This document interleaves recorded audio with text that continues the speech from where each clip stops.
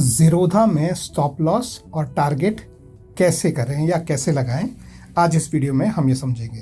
तो दो चीज़ें हैं दोस्तों। जैसे मान लीजिए सबसे पहले मैं ये पेज को मैं रिफ़्रेश करता हूँ, थोड़ी सी यहाँ पे ये मेरी दूसरी एंट्रीज़ हैं, इनको मैं थोड़ा सा मैं आप लोगों के लिए मैं डिलीट कर देता हूँ। अब हम जो है वो यहाँ पे कोई भी एक शेयर ऐड कर लेते हैं जिस पे हमको, मान लीजिए जैसे हमको नया ऑर्डर हम ले रहे हैं, मान लीजिए स्टेट बैंक ऑफ इंडिया। तो यहाँ पे मैं ये क्लिक करके और इसको मैं ऐड कर लेता हूँ अपने वॉच लिस्ट में। तो एक पहले हम देखेंगे कोई नया शेयर खरीदते समय आप उस पर किस तरह से स्टॉप लॉस और टारगेट जो है वो लगा सकते हैं। पहली बात हम ये देखेंगे। फिर उसके बाद हम देखेंगे कि जो शेयर हमने ऑलरेडी आज ख़रीदा हुआ है, जैसे कि मान लीजिए जैसे ये आज ये कोटक बैंक का शेयर है, या हमारे होल्डिंग्स, ये आपके सामने जो होल्डिंग्स है इसमें अगर आप जाएं तो यहाँ आपके सामने जो भी शेयर हैं उन सब शेयर में से कोई भी शेयर हम पकड़ के, मान लीजिए जैसे ये आवास का शेयर है, तो इस पे अगर हमको स्टॉप लॉस और टारगेट लगाना है तो वो कैसे लगाएंगे। तो ये दोनों तरीके हम देखेंगे। तो सबसे पहले हम वॉच लिस्ट पे जाके ये हम मान लीजिए कोई नया शेयर खरीद रहे हैं, तो शेयर खरीदते समय ही आप उस पर स्टॉप लॉस भी लगा सकते हैं और टारगेट भी लगा सकते हैं। तो वो कैसे कर सकते हैं वो हम यहाँ देखेंगे। तो मान लीजिए हम ये शेयर खरीदने गए और ख़रीदने के लिए हमने एज़ यूजुअल यहाँ पे बाय पे क्लिक किया, और आपका टारगेट वाला जो सेक्शन है इसके नीचे है, देखिए ये आपका टारगेट वाला जो सेक्शन है ये नीचे है। तो ये जीडीटी ऑर्डर जो है, इन दोनों में से अगर एक भी कोई एग्जीक्यूट होता है, मान लीजिए आपका स्टॉप लॉस हिट हो गया तो ये टारगेट वाला ऑर्डर अपने आप कैंसिल हो जाएगा।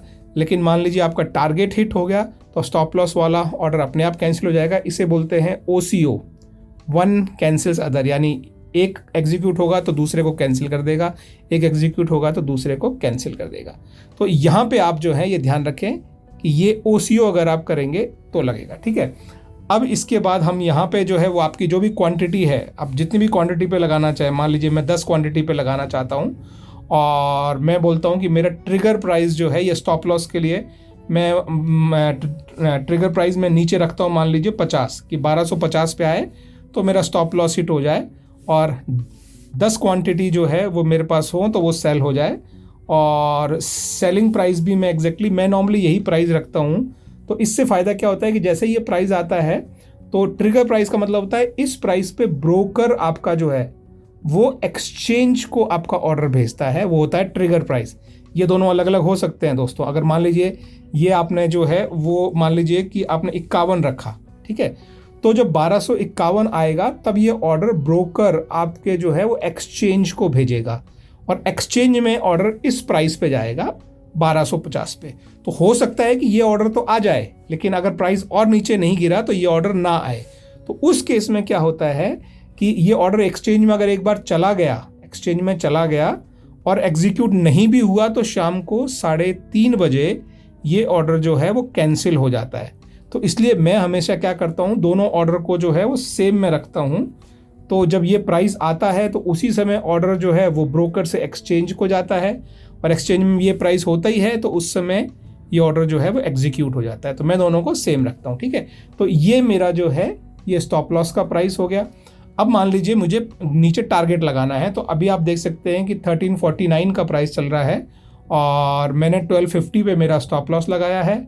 इसी तरह से मैं यहाँ पे जो है मान लीजिए कि मैं 1450 पे मैं अपना, जो कि यहाँ पे दिखाता है कि करंट प्राइस से कितना ऊपर आप टारगेट लगा रहे हैं और यहाँ दिखाता है कि करंट प्राइस से कितना नीचे आप स्टॉप लॉस लगा रहे हैं। तो ये मैंने यहाँ पे जो है ये ट्रिगर प्राइस लगा दिया मेरे टारगेट का, और वही प्राइस मैं नॉर्मली यहाँ पे डालता हूँ। जैसे मैंने आपको पहले भी बताया, दोनों का प्राइस मैं सेम रखता हूँ। मैंने आपको बताया कि ये सेम रखना ज़रूरी नहीं है, लेकिन मैं सेम इसलिए रखता हूँ कि जैसे ये ब्रोकर से एक्सचेंज को जाए साथ के साथ एग्जीक्यूट हो जाए।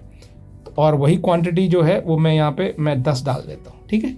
तो इस तरह से ये ऊपर आपने 10 क्वांटिटी का स्टॉप लॉस लगा दिया है, नीचे आपने यहाँ पे 10 क्वांटिटी का, जैसा आप देख सकते हैं, ये आपने टारगेट लगा दिया है।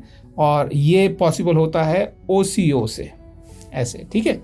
और इसको आपको भेजने के लिए आप ये जो क्रिएट जीडीटी ऑर्डर है, आप इसको यहाँ से खींच के राइट में ले जाएंगे और आपका ऑर्डर देखिए जीडीटी क्रिएट हो गया है। इसको अभी कहाँ है वो देखने के लिए आप यहाँ ऑर्डर वाले सेक्शन पे क्लिक कर सकते हैं। इसमें आपको ऊपर ये जीडीटी का सेक्शन दिखाई देता है। तो ये आपका जीडीटी ऑर्डर आवास पे अभी लग चुका है। OCO ऑर्डर है देखिए, यानी वन कैंसिल्स अदर, और ये आपका जो है स्टॉप लॉस लगा हुआ है और ये आपका टारगेट लगा हुआ है। तो जिस भी दिन, ये देखिए ये GTT ऑर्डर है, GTT का मतलब होता है गुड टिल ट्रिगर। जिस भी दिन ये प्राइस आएगा या ये प्राइस आएगा, ये ऑर्डर ट्रिगर हो जाएगा और तब तक ये आपके GTT में पड़ा रहेगा। तो इस तरीके से आप जो है वो एग्जिस्टिंग शेयर पे भी आप अपना एक स्टॉप लॉस और टारगेट ऑर्डर लगा सकते हैं। Thank you.